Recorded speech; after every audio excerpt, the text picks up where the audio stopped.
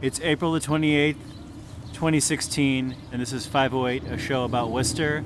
Today on the show, D. Wells from Obsessive Sneaker Disorder. Yes. How are you doing? I'm doing great. Thanks for having me on the show.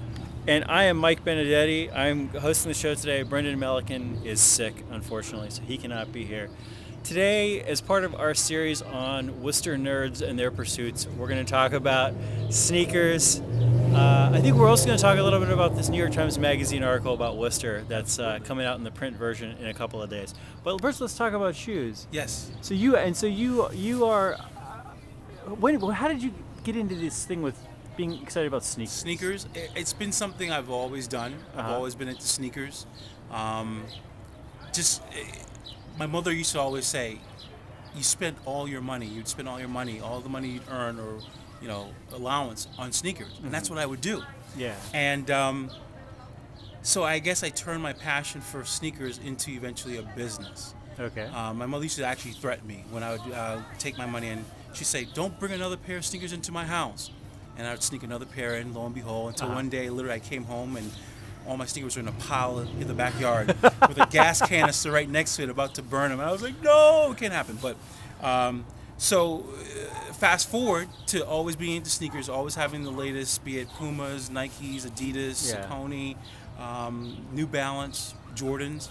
And I get to college and I realize there's a bunch of other people like me. So it was really just my cousins and I felt. Mm-hmm. And then eventually it became, I got to college, there's other people into sneakers just as much as I am. And people are really into sneakers. Oh, man. This is the thing that I think has been surprised me.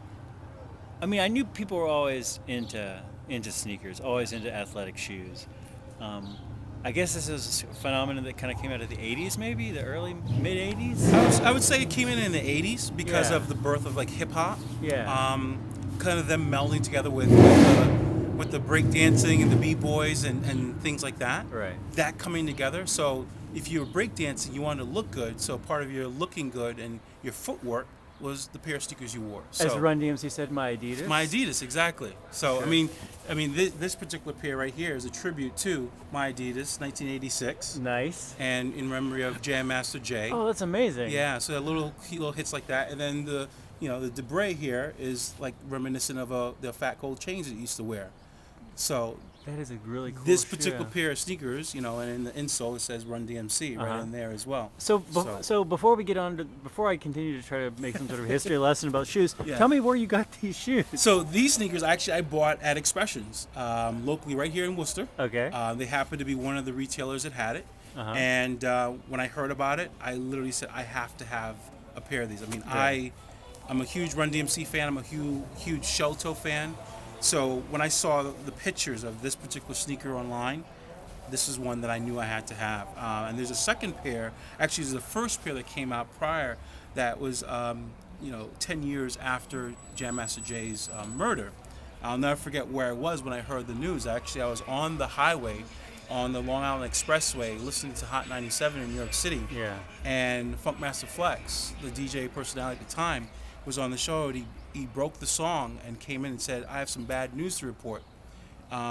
It's just been reported that Jam Master Jay has been murdered." Yeah.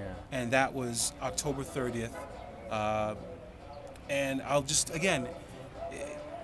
literally had to pull over because I got to see Jam Master Jay perform in concert multiple times. I got to actually meet him. And he was one of my favorite DJs. I mean, he was very special. He was very, very special. Sure. So to hear that news, that made me pause and literally say a prayer for his soul and certainly for his family. So anytime a Run DMC sneaker comes out and anything in tribute to the Jam Master Jay Foundation, I'm all about it. I mean, Adidas. And this pair, I think, illustrates what I was starting to say, which is there's a lot of people who like to wear cool shoes, and their old shoes wear out, and they're like, or they got some extra money, and they're like, I'm gonna go down and see what's some cool shoes, some good-looking shoes. And then there is the Jam Master Jay commemorative sneaker, which you have to know is out there, and they probably make however many. They're limited. There was 1,986 pairs made because of the 1986. Again, this is it. Yeah. So this to me is where the fashion side of it transcends into a nerd side. Absolutely. And every sneaker again has a pair. Every sneaker has a story associated with it. I could tell stories for days. I mean, for example, this sneaker is called the Kennedy. Okay. And the store Concepts in Cambridge, when they designed this, they designed it with Kennedy in mind and the nautical theme. There's a whole theme going on here. So ripstop material. So a store designed the shoe. A store designed the shoe in collaboration with New Balance. Okay. And they put this out again. It was limited. I can't remember the number, but this is a very well sought after pair of sneakers. I mean, from the ripstop material to again the nautical, themes and little hits here and there. Yeah. The different materials, the suede. Different color suede. Again, this is one of those sneakers that a lot of people were looking for. They were hunting for. They're obsessing for. So is this a shoe that you were excited about because you're excited about the Kennedys, or is this a shoe that you were excited about because you saw this shoe and said, this is a great shoe? I said it's a great shoe, and then I said this is a great shoe, and then the fact that there's a story behind it. Yeah. So a store in Cambridge, Massachusetts designs a sneaker with Kennedy in mind on purpose. Yeah. They put some thought. There's some art to it. That's why I call sneakers wearable pieces of art. You can buy a Picasso, whatever, and hang it on your wall if you want to do that. I'd rather own a really nice pair of sneakers and wear them. Mm-hmm. That makes me feel good. Do you wear these shoes? I actually have worn these. Yeah, I actually have worn this particular pair. Some of these shoes look like they've been worn, and some of these shoes look super clean. This is brand new. I probably may wear them. Yeah. Right? Yeah. This particular pair, this was made especially for me, as it has my name on them. Uh-huh. So these were given to me by the good old folks at Reebok. And I have actually worn these. Yeah, these are the Allen Iverson questions. He actually, salute to him because he just got nominated and will go into the Basketball Hall of Fame this year. And this was a gift that I didn't even know was coming. And it just showed up one day. It just showed up one day. Well, I want to rewind back to these Kennedys and say, okay, so speaking of these aesthetically, this is always what I'm interested in is, as a connoisseur, like when you look at these, what are the things that you're looking at that you're saying these are a great pair of shoes? So the first thing I always look at is the overall silhouette of the sneaker. Okay. So I look at the silhouette and say, okay, what does this say to me? Yeah. Okay, I know it's a New Balance sneaker, which I love New Balance. Local company right in Brighton, Brookline. They do make some of their sneakers still in the United States, which is amazing. Yes. This particular pair, though, I was actually, I'm going to double check. Yeah, this pair was not, which is actually funny. The 999 model, which is a great, running sneaker. Uh-huh. I'm not a runner. I'm not a jogger. I'll walk in them. Yeah. I have no problem doing 5-6 miles a day or whatever. But again, overall, when I look at it, I see it and say, okay, what is it about the sneaker that I like? Well, first of all, I just like how it looks. To me, it's a fresh-looking pair of sneakers. And then I look at, okay, why did they put this color gray suede versus this kind of, I call it, camel tan suede there. Yeah. The toe box. Okay, they went with, mesh versus a leather. Mm-hmm. The ripstop material, again, because of the sails on a sailing boat. Yeah. They did that. All right, the colors and the flag on the insole. I mean, even a simple thing like the fact that the insole, when you see the CNC PTS stands for Concepts. It's short for Concepts, which is the store in Cambridge. So again, the whole story, even down to little simple things like Concepts on, the lace, laces there. They put a lot of thought into it, and that's where I, as a sneaker person, I do geek out. I do like, where are these hidden gems and stories? So this is a shoe that, as you look at it and think about it and turn it around, you're seeing more and more things that are part of the same story or part of the same aesthetic. Exactly. And you can say, I can see that somebody thought about. Someone put some thought into it. It didn't happen by accident. Yeah. Someone actually sat down. Yeah, they were given a blank slate of this silhouette, but they picked colors, materials, and overall made them all blend and work together, so it doesn't look like a hot mess. Yeah. It actually looks. It's a good-looking pair of sneakers. Right. I've seen. Because all throughout wearing these. I mean, I can imagine if you made a list and you said, hey, I want you to do a sneaker that's like a suede running shoe, ripstop, blah blah blah blah blah, and it would just come out and be like, and this is a shoe which looks very harmonious and very exactly. I mean, this is a sneaker that you could wear.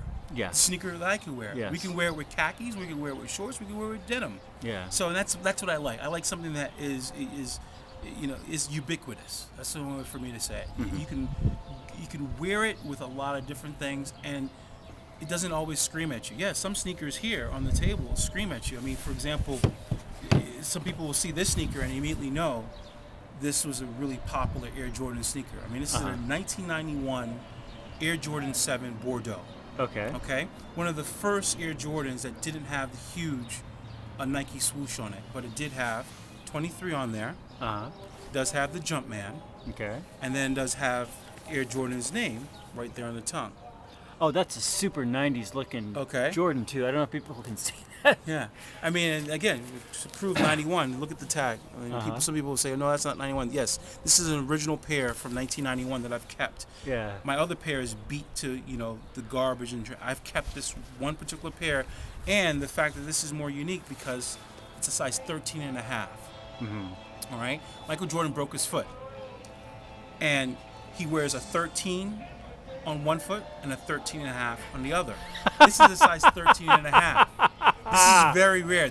They didn't make many 13 and a halves. I own a 13 and a half Air Jordan 7 Bordeaux original. Is this your shoe size? This is my shoe size. Wow, that's amazing. Yeah. So, look, Bordeaux, they call it Bordeaux because of the colors. Yeah. Because like the wine color. Exactly. I mean, it's different. When he wore these in the NBA All-Star game, it clashed with the uniforms. It clashed even with the Chicago Bulls' uniform. But yet, this is still regarded as one of the all-time great sneakers. Right. Oh, and I mean, wasn't there that legendary time or that legendary period of time where Jordan was wearing Air Jordans and they were completely not up to whatever the standard was for uniform shoes, and they were like, "We're going to fine you $5,000 a game." And Nike said, "No problem." Free marketing. Why not? Free marketing. Yeah. So that that happened, and that certainly happened. Yeah. So like you said, though, this is a very different. I mean, this is not a shoe that just says like, "Hey, I'm like, I'm just like some casual guy with running shoes on." This is a shoe which is making a big statement. Exactly. So when you look at this shoe, is it the story, or is it also the aesthetics of a shoe like this that you say? It's both. It is definitely the story, and then it's also the aesthetic of the sneaker. Because I'm not going to want to wear this Air Jordan 7 every day. Yeah. I may want to wear this on a more day-to-day basis, and if I go play hoops, I put this on. Sure. Or if I'm going to a certain party, I may want to wear this one over this one because I want this one. People, when they see it, who are sneakerheads, they're gonna say, "Wow, he's wearing some Bordeaux 7s." Really? Yeah. That's amazing. So I mean, how many? And I guess I sort of wonder about that because, like, there's a lot of like special run sneakers that come out every year, right? Absolutely. But there's still few enough that somebody could say, "Hey, I recognize this shoe from 20 years ago, famous shoe from 20 years ago." Absolutely. I mean, there's some sneakers that haven't been retroed, yet. Yeah. So when you do wear them, someone sees them and says, "Oh my goodness, that person is wearing a pair of sneakers from 1992 or from 1988." Because there hasn't been any recent reissue of that exact same design. I mean, and so this is an really interesting angle too, which is that the athletic shoe industry, probably at some point in the 80s, very quickly figured out like there are people who are super into these shoes. Absolutely. And that if we put out a special edition of this or a special edition of that, people will line up around the block if they're like, this one store has the special whatever shoe. And that's happened. I mean, the sneaker companies quickly caught on that limited numbers and in certain geographical regions. So there's sneakers that were only released, say, in New York City. And then there were sneakers only released in, say, Baltimore, or released in parts of Virginia or parts of Massachusetts, particularly Boston. And all of a sudden it became the hunt. Well, I want that sneaker that's only available in Boston. Like particularly, like maybe there's a Nike Air Force One High that was released in white and Celtics green. And it was only released in Boston. You couldn't find it anywhere else. There's people that would send their relatives, or they would get in the car themselves, up 95, and drive into Boston and go hunting for that sneaker. And that's what's happened. I mean, now, because of the internet, that's changed. That searching has become easier because I could tweet at my friends, I could text them directly and say, "Hey, can you go buy me that sneaker? I'll send you the money via PayPal." Yeah. It's become easier. But for me, there's still that hunt. that sense of like I cared enough about the Celtics sneaker that I went to Boston and had that adventure. And some people do that. Yeah. Some people still do that. Yeah. Yeah. It's amazing. Yeah. It's amazing. This culture is unique and diverse, and it's big. Show me another pair of shoes. Okay. So this particular one, these are going to be really special because this is the Air Flight Huarache, which originally came out in '92. Okay. The Michigan Fab Five wore a similar silhouette, but this particular pair, this was given to me by Kobe Bryant, and this is when he was a free agent after the whole Colorado incident. Okay. So Nike was trying to recruit him, so they made it in Lakers colorway, white, purple, and gold. Actually, I played basketball, as you can see. I wore them. I beat the crap out of them because that's what sneakers are meant for, to be worn. But what's interesting is the tag on the inside says 1991, even though these were given to me in 2004. So these are these a 91 shoe or no? No, they're 2004, but for some strange reason the tag says 91 on the inside. Is this just like the complete, like, we're going to exactly reproduce some old shoe? Some old shoe. So they just took an old silhouette, original from 91, 92, but made it specifically in this colorway for Kobe Bryant, which is, again, he eventually did sign a deal with Nike. Went on. He's had multiple sneakers with Nike basketball. Yeah. He's going to retire. He's since retired. And guess what? This sneaker was retro, but it was released to the public, but it was different. It wasn't this exact same colorway. I gotta ask you, why did Kobe Bryant give you a pair of shoes? Some friends and I, we started a sneaker magazine back in 2003 called Soul Collector.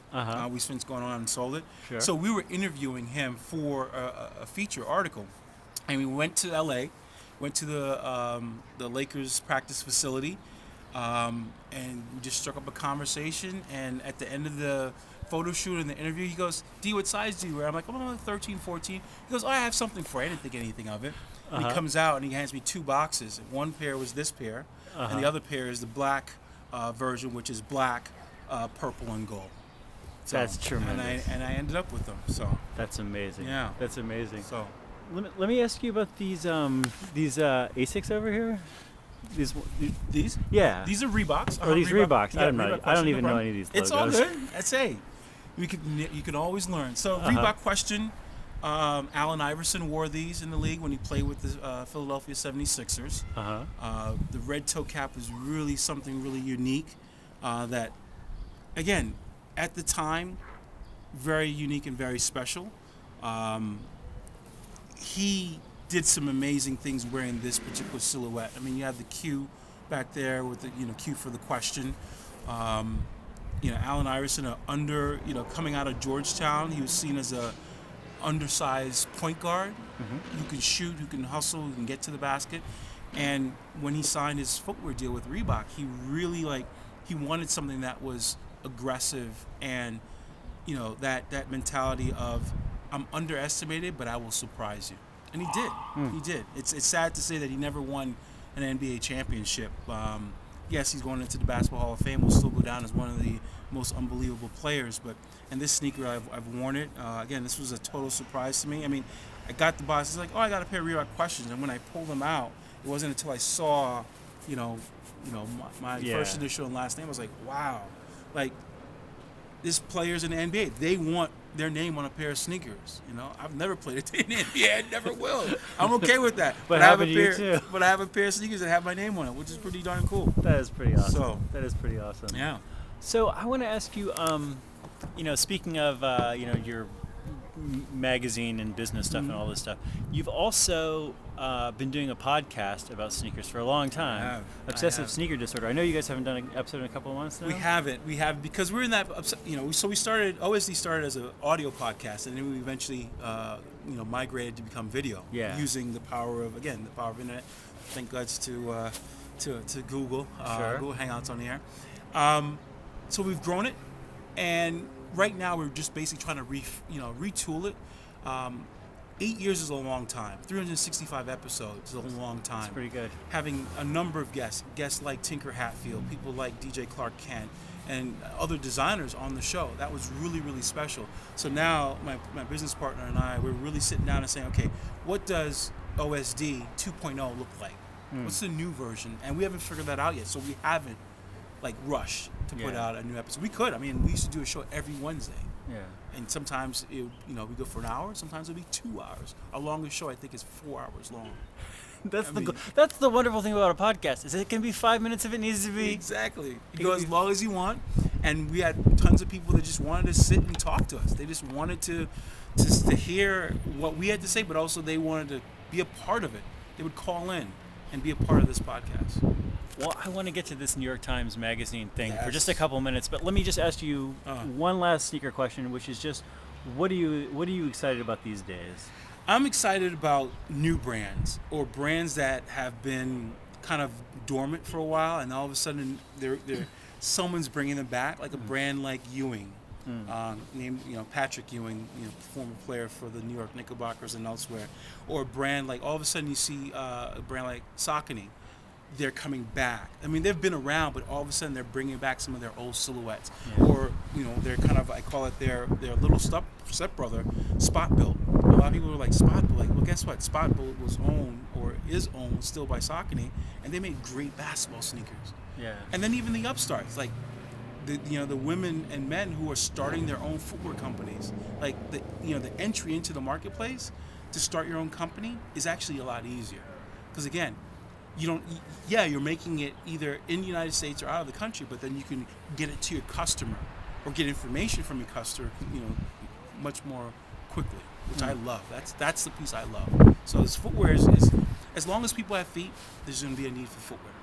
I was just talking to somebody just before you and I connected today, and I said I was going to talk to you about sneakers, and I was like, what are you excited about sneaker-wise? He said, well, I'm wearing these Chuck Taylor Chuck 2s right now. That's what I'm excited about. And I was like, that's what I'm excited about. Now, this is sort of like the most mainstream possible innovation in the sneaker. But I have to say, I am like very excited at this thing where they just took they took Chucks and they just added like some amount of something inside of them, and not just like bare walls. Right. Transformative experience for me. I mean, as an old man. they changed the cup sole, and they changed the insole to make it more comfortable. Yeah. So instead of you maybe going, 3 or 4 hours, and then they start hurting your feet, you can actually go a whole day. Yes. And wear them, and not be like, I can't wait to get these off. They feel like a regular shoe. I don't feel like I'm making some sort of like the pain is not like part of the experience anymore. Exactly. I used to kind of feel like I'm suffering because of my belief in these shoes. Yeah. Well, let's talk about this New York Times Magazine thing. I think we'll probably talk about it also in future weeks. Yes. This is in the upcoming New York Times Magazine, and they put it online a little bit early. An article called "What Happened to Worcester" by Adam Davidson, who's the co-creator of the Planet Money podcast, and he's basically talking about his great-grandparents and their lives and their immigrant experience and coming to Worcester and their family sort of coming into the middle class through that, and is it still possible, et cetera, et cetera, et cetera.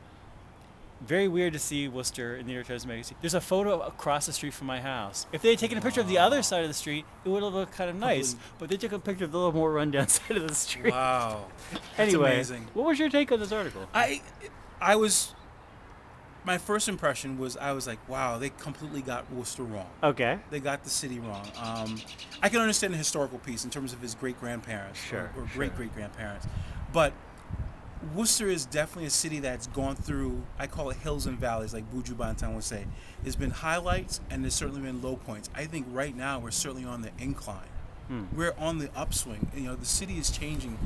And so that article doesn't paint us as a city that's changing for the good. Yeah. It says we're flatlined.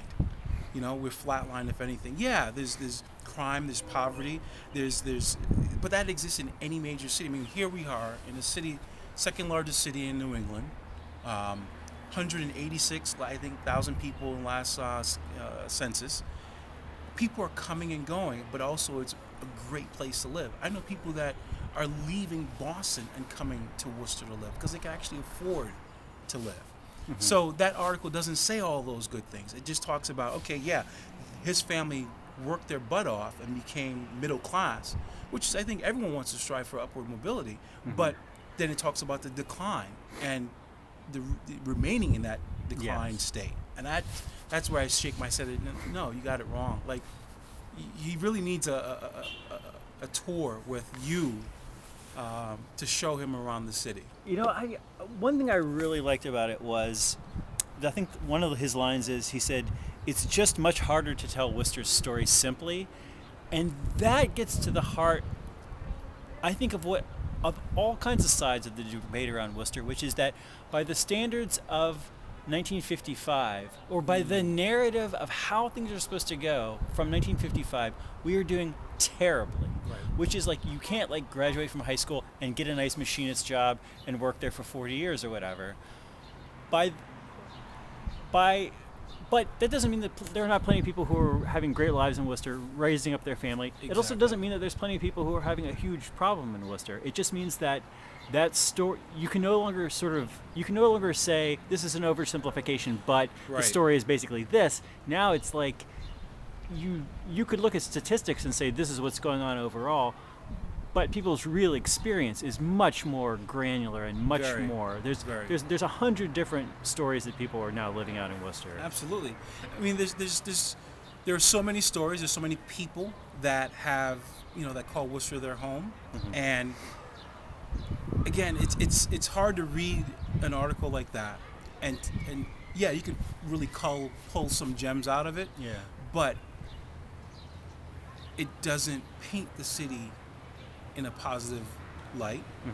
It doesn't talk about the people to me. It's minus the buildings, minus the architecture and the factories that are no longer existent. Right.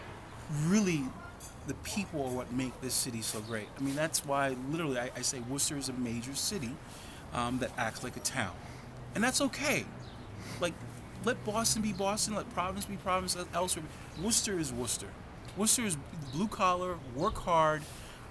Yeah, sometimes smack you in your mouth if need be, but that's a good thing. Sometimes, again, when you're messing up, your parent will smack you upside your head and say, "Get right." That's what the city does for you every once in a while too. I want to finish up the show today by just quoting the last part of this article, which I love so much, where he's talking to a guy who is an Iraqi immigrant, I guess an Iraqi refugee tailor living in Worcester, working in Worcester, and he asks him if he likes Worcester, and he says, "I don't like Worcester. I mean, I love it. I love it. I have a future. New York is for dreams. Worcester is for working. Amen." That's what I say. Amen. Amen. D, thanks for being on the show. Thank you. Thanks for having me. And everybody, I'm Mike Benedetti. Thanks for watching. If you have any feedback, you can email us at pieandcoffee@gmail.com. Have a great spring. We'll talk to you again very soon. Bye-bye.